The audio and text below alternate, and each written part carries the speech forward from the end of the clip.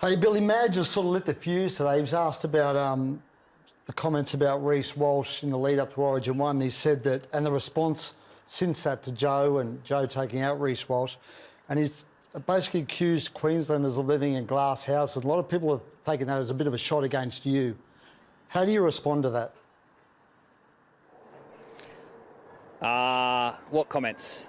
The comments Are they from me? The comments from me? The comments from you after the game. I think people have taken what Madge has said about people living in glass houses and taken that as maybe a shot at you, and your comments after the game, which I think you had to go at New South Wales about targeting Reece Walsh. Nah, I purposely didn't comment on that incident if you listened to the press conference. Oh, sorry, it was after. Sorry, I think you spoke later, didn't you? You made some comments on maybe the footy show or something like that? No? No, you might need to go and check my comments. Okay, I'll look at them, Billy. All right, Billy, you're doing a great job, mate. Congratulations on the win in Game 1. We appreciate your time and good luck for Game 2 in Melbourne. Thanks, fellas. Okay. You can hear the crickets then. Yeah. Can you please stop upsetting our guests? We did make some comments. But he spoke about it being a bad look for mothers and... I wasn't having a go at Billy. I was giving him the opportunity to respond to Madge when Madge obviously he hasn't seen the comments. I assumed he would have seen the comments from Madge, but he obviously hasn't seen them. I'm sure if he saw them, maybe we'd got a different reaction out of him because, Madge made those comments today about glass houses, and I think everyone assumes they're directed towards Billy. Well, Billy, and that's why That's why Madge shouldn't have been so general. If they directed at Billy, you should have made it very clear. I think it's clear who they were directed at. Okay. Really. But Billy was quiet. He was very angry, but he didn't say anything. During the game, he got interviewed by Nine, didn't say much. And then after the game, didn't say anything. He was visibly angry about it. But then a few days later, on Channel 9, he was quite outspoken about it. Yes. So it's not like he didn't say anything about it. But Madge can't go back to his playing career. It's about his coaching career. He's 7 games in. If Madge wants to have a go at another coach, it's about his coaching career, not about his playing career. Because when Billy talks about a guy going and getting targeted, he would know, because there's probably no bloke that's been targeted more than Billy Slater in his era, right? And I played against Madge, and he probably was never targeted. No one even knew that he was on the field. So as a player, when Billy's sitting there, he knows who's getting targeted to someone. So if Billy wanted to be a smart ass, he could say, well, he's never been targeted. So we've got to jump on Billy's side, being a Queenslander. That hit at a core stadium was up there with Braham and Boyd type fame in an Origin game. It's it's Harrigan. It's Chief and... But you actually want Billy to talk about it, and I was particularly strong, and you were too, that it has no place in rugby league. Billy wears his heart on his sleeve, and sometimes you say the wrong thing. What he said about mums and dads, and there's a 4 million national audience, he was actually right. I'd like to see his response. I said we need to spice Origin up. We talk about it all the time. It's not what it used to be. It's good for the game. It's fantastic. I'd like to see his response after he sees Madge's comments. Yeah. And to see whether his response would be different. Because Billy... You don't think that Billy knew about Madge's comments today?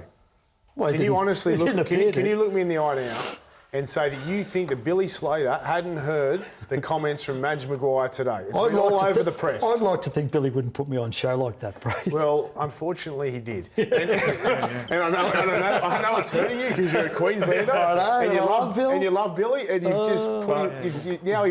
Have you got a message yet? I've upset him twice in 3 years. I can't win. Send him a text, mate. But you weren't out of line, Reedy. I've got to defend Reedy here. That was a genuine question that happened today from Madge Maguire, and a lot of people, whether Billy likes it or not, and whether you... Do you like that reaction? But I love that reaction. I love it too. It adds more fuel to the fire. But at the end of the day, though, there are a lot of New South Welshmen who agree with Madge. Who do. And I've heard it from fans. I've seen it on social media. They're saying...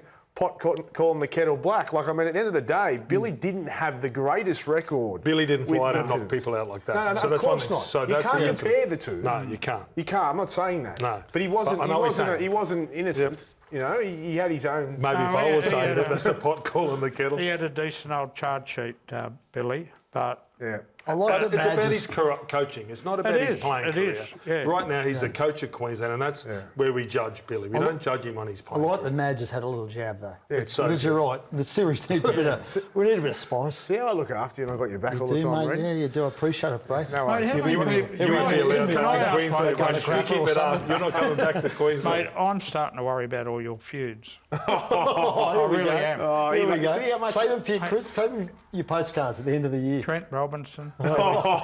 he enjoys this. 'cause it's does. normally I good. don't enjoy it. You Can we go mate. through? Can we go through your feuds? You were about to Actually, ask the we'll get to one question and later. you threw a hospital pass to Reedy. Poor Reedy took the hit up. I'm training him, mate. All right, New South Wales are en route to their Blue Mountains base. Let's take a look at the full interview with James Hooper and Michael Maguire.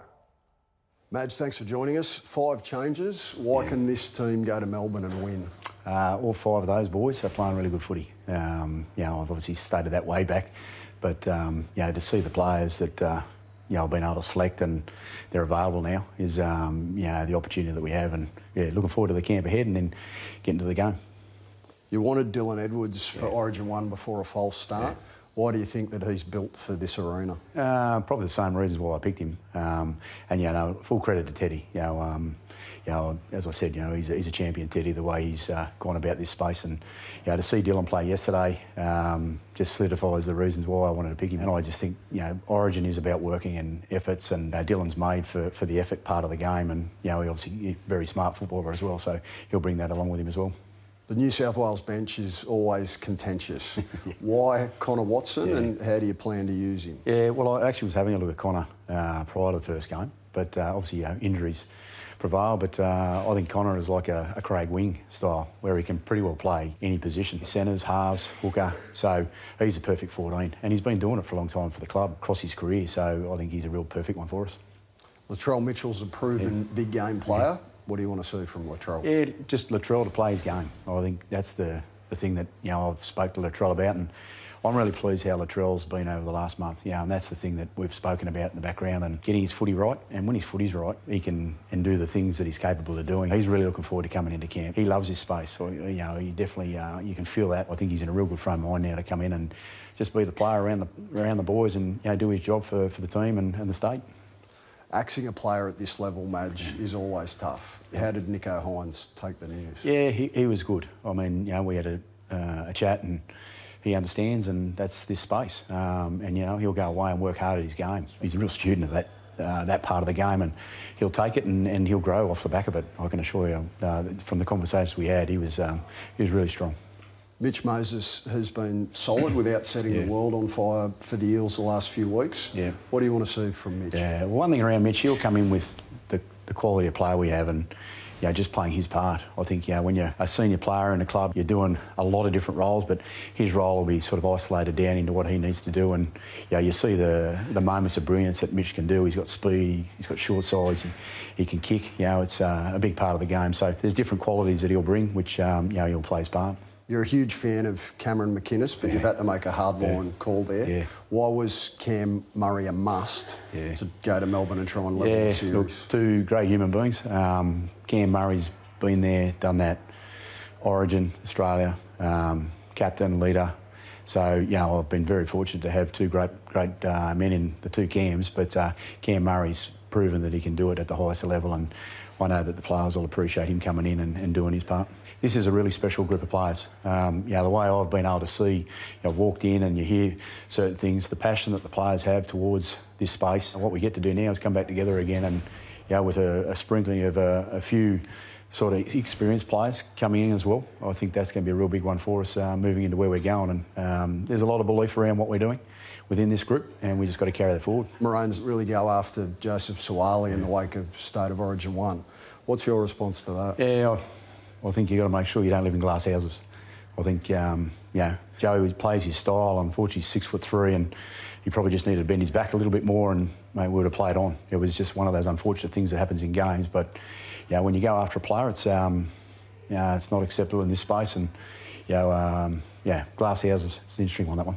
So when you say glass houses, are you talking about Billy Slater? I'll let you work that one out, Hoops. But I guess we're going to stay solid in the team, and we're looking after our players for the state. And if the way I see it is that, we've got to make sure that we bunker down into what we're doing and go about what we want. And, we're looking forward to a good week. There it is. The fuse has been lit, firing up for game 2. He mentioned it a few times. It was pretty clear, wasn't it, Ready? Yeah, pretty clear, except to Billy. Yeah. All right. And when Hoops went back at him, was it referring to Billy? He didn't deny it, did he? And if it wasn't Billy, he would have denied it. Oh, this is looking good. Let's have a look at the New South Wales team for game 2. Dylan Edwards comes back in after that quad injury to replace James Tedesco. To'o, Crichton, Latrell, Mitchell, the big inclusion there with Nosa Oliki. Zach Lomax on the other wing, Jerome Luai and Mitchell. Moses gets that number 7 jersey, no Nico Hines. Jake Trbojevic retains the captaincy starting in the front row. Reece Robson, Payne Harsley and Martin Angus Crichton. And Cam Murray is the lock after just one game for the Bunnies, has earned the right to be back in Origin. Now this was a bit of a shock, surprise maybe. Connor Watson named in jersey number 14 for the Blues and will make his debut. Isaiah Yeo, Hamole Olakauatu and Spencer Leniu. What a debut it was for him in game 1, and he was a certainty lining up for game 2. What are our first thoughts on this New South Wales Blues team? I really like it. I love Latrell and Dylan Edwards being in the football side. The Latrell journey over 8 weeks, you go back to his F-bomb tirade on Triple M. You go back to South in crisis, a 3-week ban, which I think became a wake-up call for him. His coach sacked. To return to the football field, as classy as he's been the last couple of weeks, I think it's a really, really good, positive story. Because he was in a lot of bother 8 weeks ago. He was going nowhere. He has admitted now that he wasn't keen on playing game 1 because he wanted to stay, as I've said in this show before, and help South. That I think he's going to he's in a great headspace.